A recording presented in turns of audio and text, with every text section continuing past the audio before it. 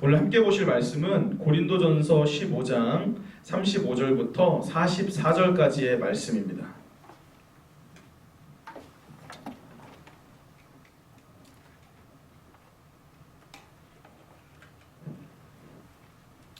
고린도전서 15장 35절부터 44절까지 제가 한 절, 여러분이 한 절씩 교독해서 읽도록 하겠습니다. 자, 먼저 35절 읽겠습니다. 누가 묻기를 죽은 자들이 어떻게 다시 살아나며 어떠한 몸으로 오느냐 하리니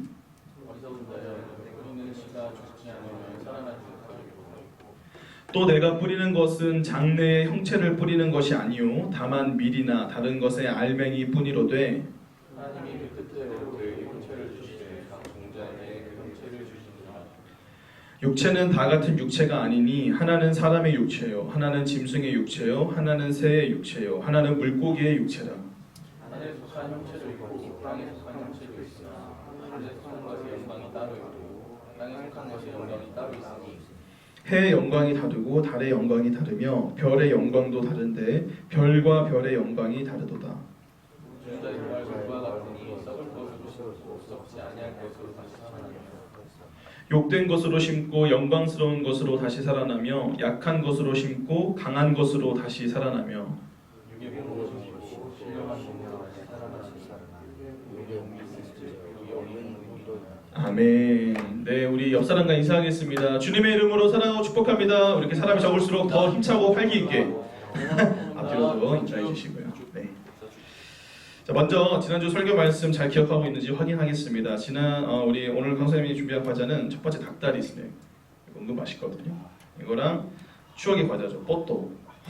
뽀또 우리 친구들 아나 모르겠네요. 어렸을 때 굉장히 많이 먹었는데 두 개 준비했습니다. 자, 지난주에 우리 로마서 13장 1절부터 13절의 본문을 가지고 사랑이란이라는 제목으로 말씀을 들었어요. 그래서 우리의 신앙생활에 있어서 사랑이 왜 중요한지 그리고 그 중요한 사랑을 우리가 어떻게 실천할 수 있는지에 대한 말씀을 들었는데요. 자, 여기서 문제입니다. 바울이 마지막에 믿음, 소망, 사랑 중에 사랑이 제일이라고 했어요. 근데 그 이유가 뭐라고 했는지 혹시 기억나는 친구? 자, 믿음, 소망, 사랑 이 세 가지는 영원할 건데 그 중에 제일은 사랑이라. 왜 그 중에 제일이 사랑이라고 했는지 제가 설명을 했었거든요. 기억나는 친구 있나요? 네, 정확하진 않더라도 비슷하게라도 대답하면 제가 정답으로 해드리겠습니다. 자, 기억나는 친구 왜 사랑이 제일이라고 했는지. 사랑이가 네, 사랑에 대한 정답을. 자, 네, 정답 뭐죠? 사랑이? 네, 사랑이 없는 건 의미가 없어서 또 중요한 말이지만 정답은 아닙니다. 자, 없어요? 다시 한번 사랑이. 주님께서 우리 먼저 사랑해 주셨기 때문에. 그것도 아니에요. 수진이 손든 거예요? 아니야? 이렇게 하길래. 또 없어요? 없네. 네. 정답이 뭐였냐면 그 믿음이나 소망도 영원하지만 믿음이나 소망은 나중에 예수님이 오시고 나면 그 의미가 좀 바뀐다 했어요. 그렇죠? 우리가 지금 믿는 것과 그때 가서 믿는 게 좀 다르다. 근데 사랑은 뭐라 했어요? 지금 우리가 하나님을 사랑하는 그 마음이나 예수님이 재림하신 후에 우리가 천국에 가서도 예수님이나 하나님을 사랑하는 마음이 똑같다. 그건 변함이 없다. 그건 정말 그대로 유지가 된다. 그래서 사랑이 제일이다라고 제가 말씀드렸죠? 좀 어려웠나 봐요. 미안해요. 다음엔 제가 좀 더 쉽게 내겠습니다. 여러분 혹시 교회 다니면서 이런 생각 한 번쯤 해보셨는지 모르겠어요. 우리가 나중에 죽어서 천국에 가게 되면 그때 과연 우리는 어떤 모습일까? 생각해본 친구 한번 신앙생활하면서 그런 생각 나 한 번이라도 해봤다. 안 해봤어요, 여러분? 이렇게 부활에 대한 생각이 없다니. 저는 해봤거든요. 궁금하지 않아요? 지금 이 모습일까? 아니면 다를까? 어떨 것 같아요? 만약 지금 내 모습이라면 과연 몇 살 때 모습일까? 그쵸? 어렸을 때일까? 학생 때일까? 청년 때일까? 노인의 모습일까? 분명히 우리가 부활을 하게 되면은 모습이 있거든요, 형체가. 그쵸? 그래서 궁금한 거예요. 그래서 어렸을 때 막 이런저런 생각도 해보고 만약에 다르다면 그럼 어떤 모습일까? 나도 천국에서는 원빈이 될 수 있을까? 나도 천국에 가면은 잘생겨질 수 있을까? 뭐 이런 생각도 해보고 근데 이제 제가 어렸을 때 이제 이 부활한 이후 우리의 모습과 관련된 여러 가지 뭐 얘기들이 있었는데 그 중에 하나가 뭐였냐면은 이 땅에서 살 때 우리가 가장 아름다웠던 모습으로 부활할 것이다 라는 얘기였어요. 혹시 이 얘기 들어보신 분? 우리 선생님들 중에서도. 그쵸? 우리 선생님들 들어봤을 거예요. 딱 우리 세대 때 그런 얘기들이 많았거든. 부활한 이후에 어떤 모습일 거냐라고 물으면 너희가 이 땅에 살 때 가장 아름다운 모습으로 부활할 거야. 그러니까 이런 얘기들을 어른들이 해주셨었거든요. 근데 제가 커서 이 얘기를 생각해 보니까 만약에 그렇다라면 조금 의아한 부분들이 많이 생겨요. 뭐 예를 들면은 갓난 아기일 때 불의의 사고나 질병으로 죽은 애는 어떻게 될까? 그럼 걔는 갓난 아기의 모습으로 부활하는 건가? 뭐 이런 생각도 되고, 아니면 태어날 때부터 장애를 가지고 태어난 사람이 있잖아요. 손가락이 하나 없다거나 손과 발이 없다거나 이런 사람들은 천국에 가면 어떤 모습일까? 그래서 사실 우리의 추측만으로는 이러한 질문에 대한 답을 찾기가 쉽지 않은데 오늘 우리가 함께 읽은 이 본문을 보니까 부활한 이후 우리의 몸이 어떠한지 바로 그것과 관련된 이야기가 나오고 있어요. 그래서 오늘은 부활한 이후 우리의 몸은 과연 어떠할지 이 말씀을 통해서 함께 알아보고 또 그러한 이야기가 우리에게 주는 교훈은 무엇인지에 대해서도 함께 살펴보는 시간을 갖도록 하겠습니다. 자, 그럼 먼저 본문 35절 말씀을 같이 읽어볼게요. 시작. 누가 묻기를 죽은 자들이 어떻게 다시 살아나며 어떠한 몸으로 오느냐 하리니. 아멘. 자, 여기서 바울은 지금 우리가 궁금해하는 것처럼 그 당시 고린도 교회 안에도 부활한 이후 우리의 모습이 어떠한지를 묻는 사람들이 있다고 말하고 있어요. 자, 그럼 이런 질문을 하는 사람들은 어떤 사람들이었냐 하면 바로 육신의 부활이 없다고 생각하는 사람들이었죠. 여러분 혹시 사두개인이라고 들어보셨어요? 사두개인. 사두개인 들어본 친구 성경에 나오는데, 예. 마태복음이나 마가복음, 누가복음 같은 거 그런 성경을 읽어보면은 이 사두개인이 등장하는 걸 확인할 수 있는데 이 사두개인들이 바로 부활이 없다고 주장했던 대표적인 사람들이었어요. 우리 사도행전 23장 8절 말씀을 같이 보겠습니다. 제가 읽어볼게요. 이는 사두개인은 부활도 없고 천사도 없고 영도 없다 하고 바리새인은 다 있다 합니다. 아멘. 자, 이처럼 사두개인들이 그 당시에 부활이 없다고 주장을 했었고 또 사두개인뿐만 아니라 우리 친구들 뭐 이렇게 공부하면서 들어봤는지 모르겠지만 에피쿠로스 들어봤어요? 에피쿠로스 학파. 네. 끄덕이는 거 보니까 들어봤네. 네, 에피쿠로스라는 고대 그리스 철학자가 있었는데 그를 따르던 에피쿠로스 학파 사람들도 역시 육체의 부활은 없다고 그렇게 강렬하게 주장을 했어요. 그러다 보니까 고린도 교회 안에도 이러한 그 사상들, 부활이 육체의 부활은 없다는 그러한 사상들이 흘러들어와서 육체의 부활이 없다고 주장하는 사람들이 생겨났고 그 사람들이 이제 지금 방금과 같은 그런 질문들, 그럼 만약 우리가 니들 말처럼 다시 부활을 한다면 어떠한 모습으로 부활을 하게 되느냐라는 그런 질문을 하게 되었던 거죠.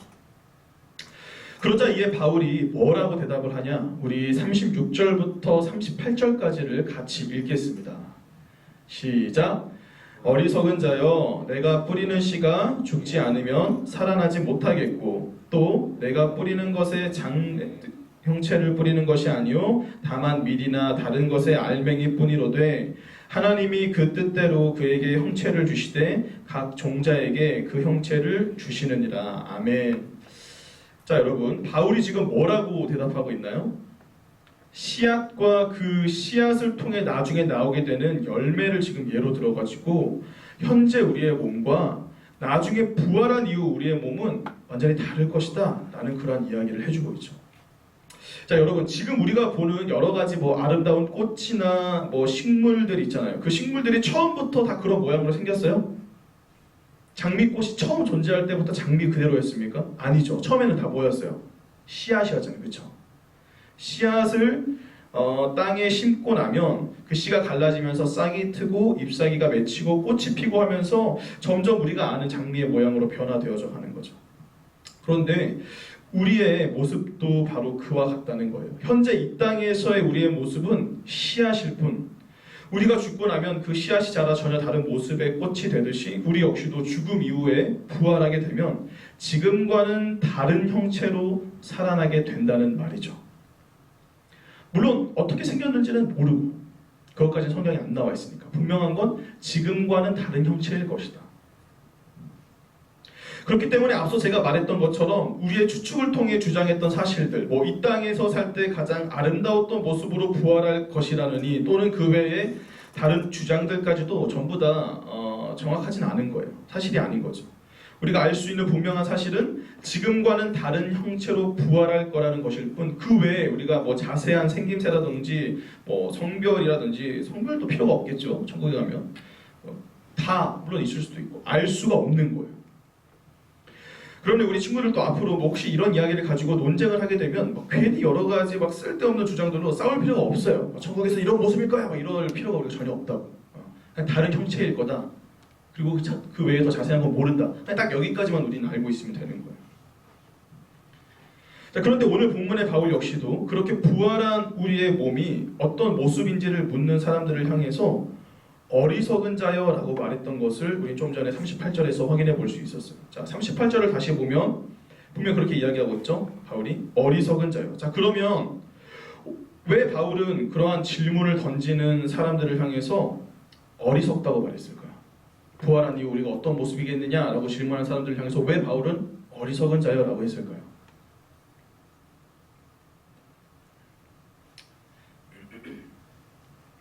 오늘 본문 가운데 이게 중요한 포인트인데, 바울이 그들을 향해서 어리석다고 말한 이유는 부활한 우리의 모습, 즉 눈으로 보여지는 이 외적인 모습이 사실은 전혀 중요하지가 않기 때문이에요. 물론 이 세상을 살아가고 있는 우리들은 외모를 굉장히 중요시 여기죠. 남들에게 잘 보이기 위해서 또는 자기 만족을 위해서 우리는 외모에 신경을 굉장히 많이 쓰고 심지어는 성형수술까지 해가면서 이 외모를 가꾸곤 해요. 그리고 실제로 이 외모가 우리의 삶에 있어서 정말 큰 영향을 미치기도 하죠. 외모 때문에 인간관계가 달라지기도 하고 외모 때문에 우리 친구들의 남친 여친이 바뀌기도 하고, 또 이 외모가 심지어는 나중에 여러분들이 뭐 회사에 취직하는 데 있어서도 알게 모르게 영향을 미쳐요. 그래서 취직하려고 성형수술 하는 사람들 많거든요. 쌍꺼풀 이렇게 찝는다든가 좀 이렇게 또렷한 인상을 내보이기 위해서. 실제로 그래요. 그래서 더 사람들이 이 외모에 우리는 이 땅에 살면서 많이들 집착하게 되는 것 같은데, 그런데 여러분 성경을 읽다 보면 하나님께서는 이 외모를 보지 않으신다라는 말을 하시는 걸 우리가 찾아볼 수 있어요. 그것도 한 번만 나오는 게 아니라 무려 9번이나 그 말이 똑같이 나오고 있어요. 하나님께서는 외모를 보지 않으신다. 그럼 여러분, 하나님께서 이 땅에서의 우리의 외모도 크게 신경 쓰지 않으신다는데, 그럼 천국에서는 어떻겠어요? 천국에서 외모가 필요가 있겠어요, 없겠어요? 필요 없는 거예요. 뭐 분명 어떤 형체로는 우리가 부활을 하게 될 테지만, 그때 가서는 뭐 우리가 이 땅에서의 그 기준을 지었던 뭐 잘생김의 기준이라든가 못생김의 기준, 이런 것도 그냥 싹 다 없는 거예요, 천국에 가서는. 그래서 그것에 큰 관심을 갖거나 중요하게 여길 필요가 전혀 없다는 거죠. 우리가 천국에서 어떤 모습일지에 대해서는. 오히려 그보다도 우리가 훨씬 더 관심을 가지고 중요하게 여겨야 할 것은 따로 있어요. 그게 뭘까요, 여러분? 부활한 이후 우리의 그 외적인 모습보다 우리가 더 중요하게 여겨야 될 사실. 본문 42절부터 44절까지의 말씀을 같이 읽겠습니다. 시작. 죽은 자의 부활도 그와 같으니 썩을 것으로 심고 썩지 아니할 것으로 다시 살아나며, 욕된 것으로 심고 영광스러운 것으로 다시 살아나며, 약한 것으로 심고 강한 것으로 다시 살아나며, 육의 몸으로 심고 신령한 몸으로 다시 살아나나니 육의 몸이 있은즉 또 영의 몸도 있느니라. 아멘.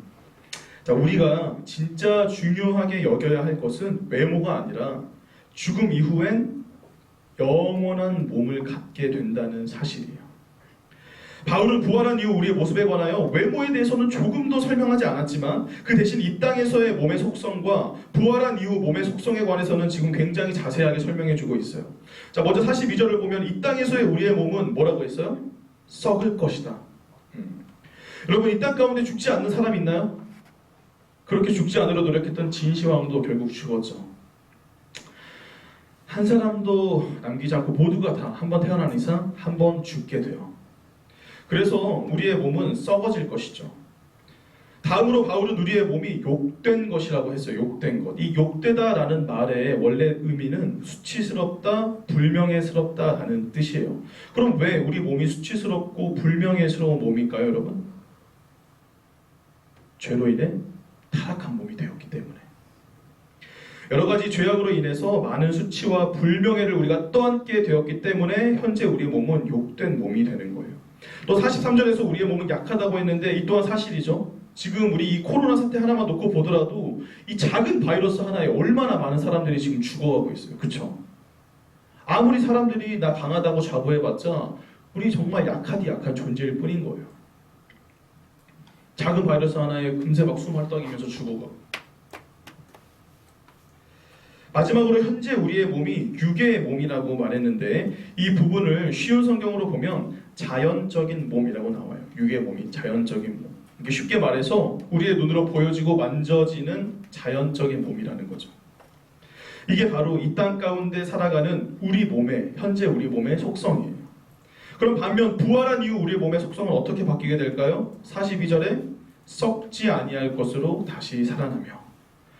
부활한 이후 우리는 더 이상 뭐 늙거나 죽지 않아요. 영원한 형체를 소유하게 되는 거죠. 또 43절에 영광스러운 것 그리고 강한 것으로 다시 살아나며 라고 했어요. 부활한 우리의 몸에는 더 이상 어떠한 죄악도 남아있지 않기 때문에 영광스러운 몸이 되는 거고, 또 앞서 말한 바와 같이 외부의 영향을 전혀 받지 않는 그러한 몸이기에 강한 몸이 되는 거죠. 마지막으로 44절에 신령한 몸으로 다시 살아난다고 했는데 이 말은 이 땅에서의 몸과 같이 뭐 눈으로 보여지거나 만져지는 그러한 자연적인 몸과는 다른 형태의 몸이 된다는 거예요. 자, 이처럼 바울은 부활한 이후 우리의 모습에 관하여서 외모에 대해서는 조금도 언급하지 않았지만 그 속성에 관해서는 굉장히 자세하게 설명해 주었는데, 이 사실을 통해서 우리가 깨달아야 할 점은 앞으로도 우리가 이 세상을 살아갈 때 썩어지고 욕되고 약하고 자연적인 그 몸을 위해서 우리가 살 것이 아니라 썩지 않고 영광스럽고 강하고 신령한 몸을 위해 우리는 살아가야 한다라는 사실이에요. 무엇을 위해 살아가야 된다고 여러분? 썩지 않을 영원한 몸, 곧 부활한 이후 우리가 가게 될 하늘나라, 그곳의 삶을 바라보며 그 나라와 그 영원한 삶을 위해 우리가 이 땅 가운데 살아가야 한다는 사실이에요. 여러분, 비록 우린 이 육신의 몸을 입고 이 땅 가운데 태어났지만 우리가 이 땅에 태어난 건 여기서 우리가 뭐 하고 싶은 대로 잘 먹고 잘 살라고 태어난 게 아니잖아요. 그렇죠? 하나님께서 처음에 아담을 창조하시고 그에게 뭐라고 명령하셨어요? 생육하고 번성하여 땅에 충만하라. 땅을 정복하고 다스리라. 이게 무슨 뜻이라 했어요? 제가 수련회 때 설명했던 것 같은데, 너희 잘 먹고 잘 살라 이런 뜻이 아니라 이 모든 세계를 하나님께서 통치하고 다스리는 하나님의 나라로 충만하게 넓혀가라 라는 뜻이라고 했잖아요. 그렇죠? 아담에게 주어졌던 그 창세기 1장 28절 도나 명령이 인간들을 위한 명령이 아니라 하나님을 위한 명령이었다고요. 그렇게 우리 모두는 그 사명을 가지고 날마다 하나님 나라 확장을 위해 살아가야 하는데, 우리가 죄로 인해 타락했고 또 이 죄악된 세상 가운데 오래 몸담고 살아가다 보니까 자꾸만 우리의 본분을 잊게 되는 거예요. 우리가 뭘 위해 살아야 될지를. 그리고는 뭐를 위해 우리가 살게 돼요? 하나님 나라가 아닌 썩어질 이 몸을 위해서 자꾸만 살게 되는 거죠. 언젠가 죽어서 가게 될 하나님의 나라나 뭐 부활한 이후 우리의 몸은 당장 이루어질 것들이 아니기 때문에 별로 중요하지가 않은 거예요. 그건 나중에 일, 이렇게만 우리가 생각하면서, 그보다는 우리에게 당장 더 중요한 건 현재 나의 이 몸을 내가 만족시키는 것, 우리의 외모를 가꾸고 내 몸을 살찌우고 여러 가지 쾌락과 즐거움들을 추구하는 것, 어느샌가 그게 우리 삶의 목적이 되어 있는 거예요. 내가 지금 나도 모르게 그것을 향해서 살고 있는 거예요. 그렇게 내가 생각하지 않는다 하더라도 가만히 여러분의 삶을 한번 되돌이켜 보세요. 여러분 지금까지 살아오면서 무엇을 위해 공부했고 무엇을 위해 먹고 마셨으며 무엇을 위해 열심히 놀았습니까?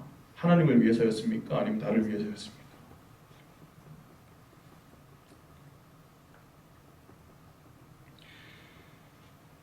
이 땅의 몸이 아닌 하늘의 몸을 바라보며 살아갈 수 있는 저와 여러분이 되길 바라요.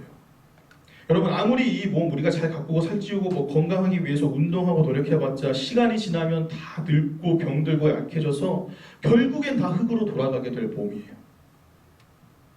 연예인들도 보면 관리하기 위해서 피부에만 막 수천만 원씩 투자해서 관리하잖아요, 그렇죠? 그래서 실제로 막 연예인들은 나이 들어도 진짜 막 엄청 동안이고 그래요. 근데 그래봤자 나중에 나이 들면 어떻게 돼요? 다 똑같이 할머니 할아버지 되고 다 똑같이 늙어 죽어요. 물론 그렇다고 해서 제가 뭐 막 여러분들처럼 이 땅에 몸을 막 소홀히 하라고 하는 그런 말은 아니에요. 막 씻지도 말고 네, 건강도 챙기지 말라고 제가 얘기하는 건 아니에요. 이 땅에서 하나님의 일을 잘 감당하기 위해서는 분명 우리가 이 몸도 잘 가꾸고 건강도 챙겨야 돼요. 단지 이 몸을 위해서만 살지 말라는 거예요.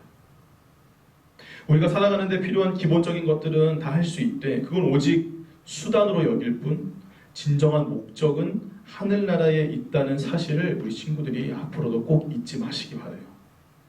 그래서 여러분의 시간과 건강과 물질 그 모든 것들을 이 몸에만 투자하지 말고 하늘나라를 위해 그리고 그곳에 거하게 될 우리의 영원하고 신령한 그 몸을 위해 투자하시기 바라요.